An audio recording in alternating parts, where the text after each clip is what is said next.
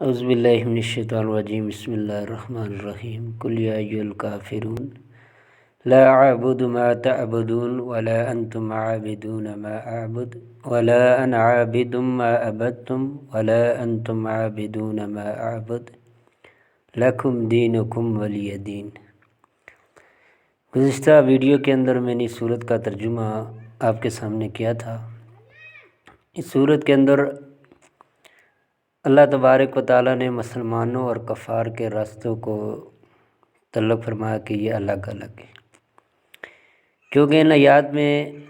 اللہ تعالیٰ نے اپنے پیارے نبی جناب محمد رسول اللہ کی زبانی تمام مسلمانوں کو کفر و شرک سے دور رہنے کا حکم دیا۔ یعنی اگر کوئی مشرک غیر اللہ کو سجدے کرتا ہے، ان کی عبادت کرتا ہے، دعوت دینا آپ کا حق نہیں مانتا، تو ان کا وہ اپنا راستہ ہے، تم اپنے رب کو مانو، اپنے رب کے سامنے سجدہ کرو۔ یہ صورت بھی اسی وقت نازل ہوئی جب مشرکین مکہ نے آپ علیہ السلام سے کہا کہ یہ روز روز کی لڑائی جھگڑے، تم اپنے معبود کی دعوت دیتے ہو، ہمارے اپنے ایسا کرتے ہیں، ہم سب مل کر ایک ساتھ مل کر ایک سال آپ کے رب کی عبادت کرتے ہیں، اگلے سال آپ سب مل کر ہمارے رب کی عبادت کریں۔ تو اللہ تبارک و تعالیٰ نے پھر یہ سورت نازل فرمائی اور فرمایا یعنی ہر مسلمان یہ اعلان کرے کہ ہے کافرو، جن بے شمار خداؤں کی تم عبادت کرتے ہو، میں ان میں سے کسی ایک کی عبادت نہیں کروں گا۔ فرمایا وَلَا أَنْتُمْ عَابِدُونَ مَا أَعْبُدُ، نہ تم میرے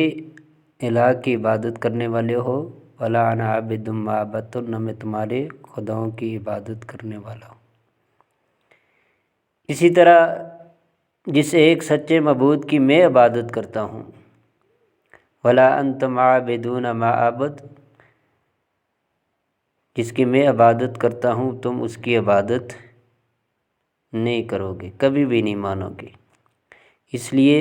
لکم دینکم ولی دین، تمہارے لیے تمہارا دین، ہمارے لیے ہمارا دین ہے۔ یعنی تمہارے اور ہمارے راستے جدا جدا ہیں،